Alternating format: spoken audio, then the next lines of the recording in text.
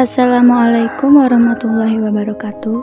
Saya Yulfa Amelia dari kelas 12 Teknik Komputer Jaringan 2. Di sini saya ingin menjelaskan mengenai materi dari mata pelajaran Produk Kreatif dan Kewirausahaan yang memiliki judul yaitu menganalisis perencanaan produk massal. Peta konsep yang saya buat dari judul tersebut yaitu perencanaan produksi massal, pengertian perencanaan produksi massal, jenis perencanaan produksi, fungsi dan tujuan perencanaan produksi. Selanjutnya, tahap perencanaan produksi massal, tahap perencanaan produksi. Kemudian indikator keberhasilan produksi massal, dan yang terakhir, proses produksi. Tahap persiapan produksi dan pendirian usaha, proses produksi, perencanaan produksi, dan pengawasan produksi. A. Pengertian perencanaan produksi massal. Produk massal adalah suatu kejadian untuk menciptakan atau menghasilkan barang atau jasa di mana barang atau jasa tersebut dapat memiliki nilai guna untuk memenuhi kebutuhan orang atau badan.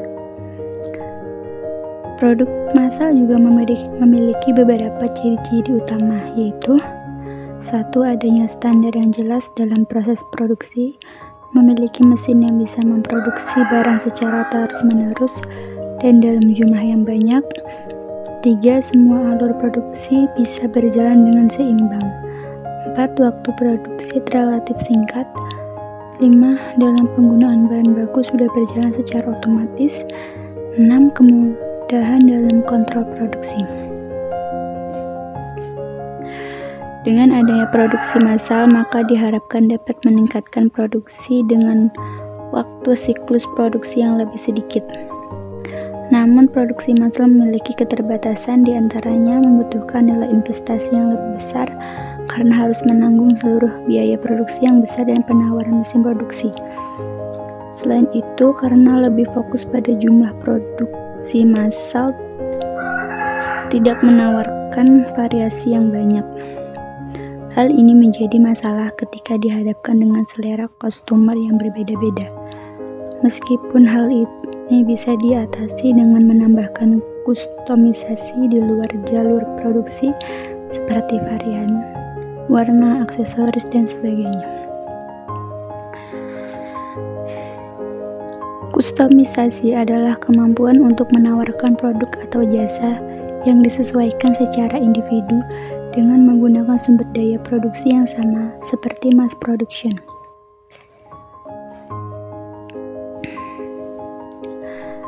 B. Nilai guna barang.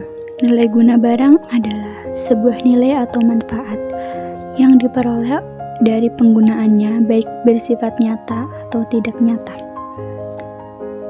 Setiap barang memiliki nilai guna barang tersendiri. Jenis nilai guna barang tersebut diantaranya 1. Kegunaan dasar, 2. Kegunaan waktu, 3. Kegunaan tempat,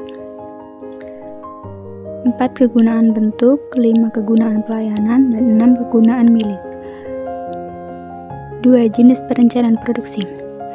Perencanaan produksi merupakan perencanaan tentang jenis produk dan jumlahnya yang akan diproduksi oleh sebuah perusahaan dalam satu periode yang akan datang. Ciri-ciri perencanaan produksi sebagai berikut. Perencanaan produksi yang menyangkut kegiatan pada masa yang akan datang dibuat berdasarkan penaksiran atau ramalan kegiatan yang ditentukan oleh ramalan pada masa yang akan datang. Perencanaan produksi mempunyai jangka waktu tertentu. Perencanaan produksi mempersiapkan tenaga kerja, bahan baku, mesin-mesin, dan peralatan lain pada waktu yang diperlukan. Perencanaan produksi harus menentukan jumlah dan jenis serta kualitas dari produk yang akan diproduksi. Perencanaan produksi harus dapat mengkoordinasi kegiatan produksi dengan mengatur bagian-bagian yang mempunyai hubungan langsung atau tidak dengan kegiatan produksi. Dalam perencanaan produksi ini dapat dilaksanakan dengan biaya yang serendah mungkin. 3. Fungsi dan tujuan perencanaan. Fungsi dan tujuan perencanaan produksi adalah merencanakan dan mengendalikan aliran material ke dalam dan keluar pabrik, sehingga posisi keuntungan optimal yang merupakan tujuan perusahaan dapat tercapai. Beberapa fungsi perencanaan produksi adalah: 1. Menjamin rencana penjualan dan rencana produksi konsisten terhadap rencana strategis perusahaan. 2. Sebagai alat ukur performansi proses perencanaan produksi. 3. Menjamin kemampuan produksi konsisten terhadap rencana produksi. 4. Memonitor hasil produksi aktual terhadap rencana produksi dan membuat penyesuaian. Adapun tujuan dari perencanaan produksi: 1. Meramalkan permintaan produk yang dinyatakan dalam jumlah produk sebagai fungsi dari waktu. 2. Menetapkan jumlah saat pemesanan bahan baku serta komponen secara ekonomis dan terpadu. 3. Menetapkan keseimbangan antara tingkat kebutuhan produksi, teknik pemenuhan pesanan, serta memonitor tingkat persediaan produk jadi setiap saat. 4. Membuat jadwal produk, penugasan, pembebanan mesin, dan tenaga kerja yang terperinci sesuai dengan ketersediaan kapasitas dan fluktuasi permintaan pada suatu produk. Kelebihan dan kekurangan produksi massal. Kelebihannya antara lain: akurasi dan otomatisasi tinggi, kurang biaya tenaga kerja. Semakin tingkat produksi dapat menimbulkan skala ekonomi yang sangat menguntungkan. Sedikitnya pengeluaran per unit, biaya tenaga kerja rendah. Dan kekurangannya adalah sebagai berikut: sumber daya yang terbuang, tidak ada jaminan, lebih banyak biaya untuk bahan, kurang beragam, dan terdapat kesulitan dalam perubahan produk. B. Tahap perencanaan produksi massal. Perencanaan produk adalah proses menciptakan ide produk dan menindaklanjuti sampai produk diperkenalkan ke pasar. Tahap perencanaan proses produksi yang benar dan berurutan adalah dengan mempertimbangkan beberapa faktor untuk memproduksi produk tersebut, antara lain: pasar yang baik di masa mendatang, siklus hidup produk, arus kas, dan kemampuan organisasi. Selanjutnya, tahapan perencanaan produksi. Tahapan tersebut antara lain ide produksi. Ide produksi disusun berdasarkan kebutuhan konsumen, kemampuan perusahaan dalam riset dan pengembangan, dan koordinasi antar fungsi manajemen yaitu keuangan, pemasaran, dan personalia. Kedua, seleksi ide produk. Seleksi ide produk disusun berdasar atas evaluasi dari pasar tentang kebutuhan konsumen untuk menyerap hasil produksi. Desain awal. Desain awal mempertimbangkan beberapa tujuan, yaitu manfaat produk, fungsi barang seperti fungsi utama, sekunder, style, seni, atau keindahan barang, dengan melihat keseimbangan biaya, kualitas, dan kinerja produk. Selanjutnya, purwarupa. Pada tahap ini, perusahaan mengimplementasikan desain awal menjadi sebuah produk awal yang kemudian dilakukan percobaan pada tahap selanjutnya. Pengetesan. Hasil purwarupa dicoba fungsinya dalam berbagai keadaan yang mungkin terjadi, apakah memenuhi syarat atau tidak. Selanjutnya, mencoba kemampuan dan kekurangan produk.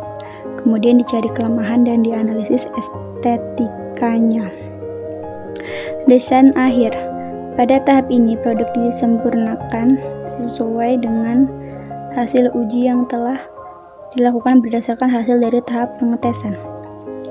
Implementasi. Tahap ini merupakan tahap akhir pembuatan produk. Pada tahap ini, perusahaan memulai proses produksi, kemudian dilihat bagaimana reaksi konsumen dan kemantapan di pasar. C. Indikator keberhasilan produksi massal. Keberhasilan adalah suatu kenyataan persesuaian antara rencana dengan proses pelaksananya dan hasil yang dicapai. Keberhasilan usaha harus dinilai sehubungan dengan pencapaian tujuan. Yang dimaksud dengan pencapaian tujuan yang populer adalah menghasilkan laba. Karakteristik berpikir pada tindakan kewirausahaan ada 5, yaitu sangat bersemangat dalam melihat atau mencari peluang-peluang baru, mengejar peluang dengan disiplin yang ketat, mengejar peluang yang sangat baik, dan menghindari mengejar peluang yang melelahkan diri dan organisasi. Fokus pada pelaksanaan, mengikutsertakan energi setiap orang yang berada dalam jangkauan mereka. Ada 8 hal yang membuat usaha atau bisnis meraih kesuksesan atau keberhasilan, yaitu 1. Peluang pasar yang baik, 2. Keunggulan persaingan, 3. Kualitas barang atau jasa, 4. Inovasi yang berproses, 5. Dasar budaya perusahaan, 6. Menghargai pelanggan dan pegawai, 7. Manajemen yang berkualitas, dan 8. Dukungan modal yang kuat. Berikut ini 5 dimensi spesifik yang berhubungan dengan laba. Indikator yang digunakan untuk menilai kinerja usaha pengembangan produk yaitu 1. Kualitas produk, 2. Biaya produk, 3. Waktu pengembangan produk, 4. Biaya pengembangan, dan 5. Kapabilitas pengembangan. D. Proses produksi. Proses produksi adalah tahap-tahap yang dilalui dalam memproduksi barang dan jasa. 1. Tahap persiapan produksi dan pendirian usaha.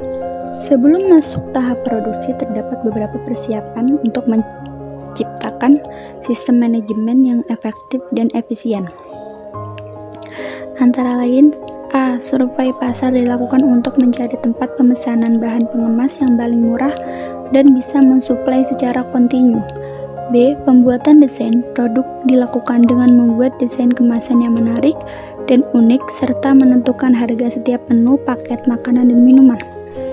C. Pembelian alat-alat pendukung produksi seperti kompor, gas LPG, lemari pendingin, penggorengan, pisau, blender, dan lain-lain.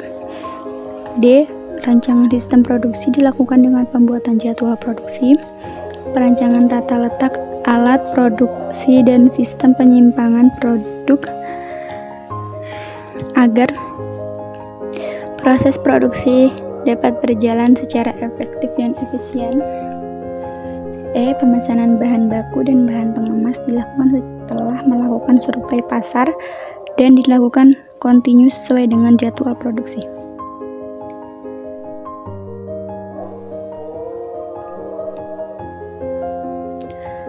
F. Penyewaan tempat lokasi. G. Pendaftaran sertifikat kehalalan dan kesehatan dari LPOM MUI. H. Uji coba produksi ini dilakukan untuk merencanakan menu makanan dan minuman sehingga diharap akan minuman dan makanan yang disajikan sesuai dengan kebutuhan. Kemudian, proses produksi juga dapat digolongkan menjadi 2 jenis, yaitu Produksi yaitu pembuatan barang dengan mesin serta peralatan. B. Persiapan produksi yaitu pembuatan sarana produksi atau sistem produksi itu sendiri. Proses produksi.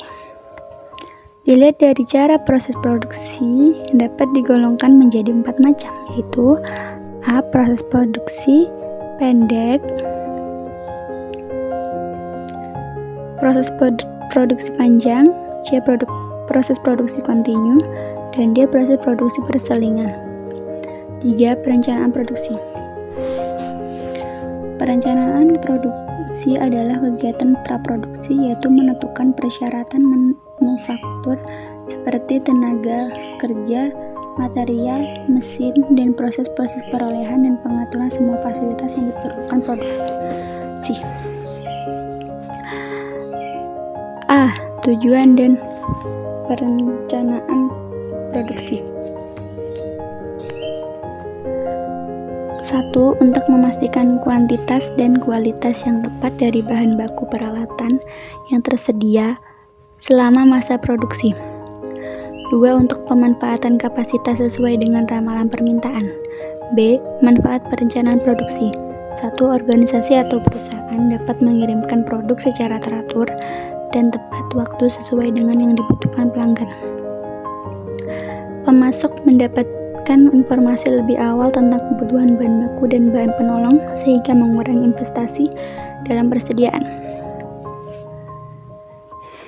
3. Dalam meningkatkan efisiensi dalam produksi sehingga mengurangi biaya produksi secara keseluruhan.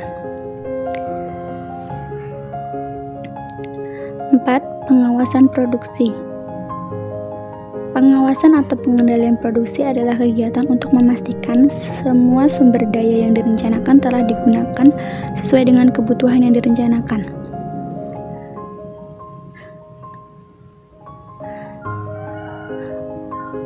A. Faktor penyimpangan dari perencanaan.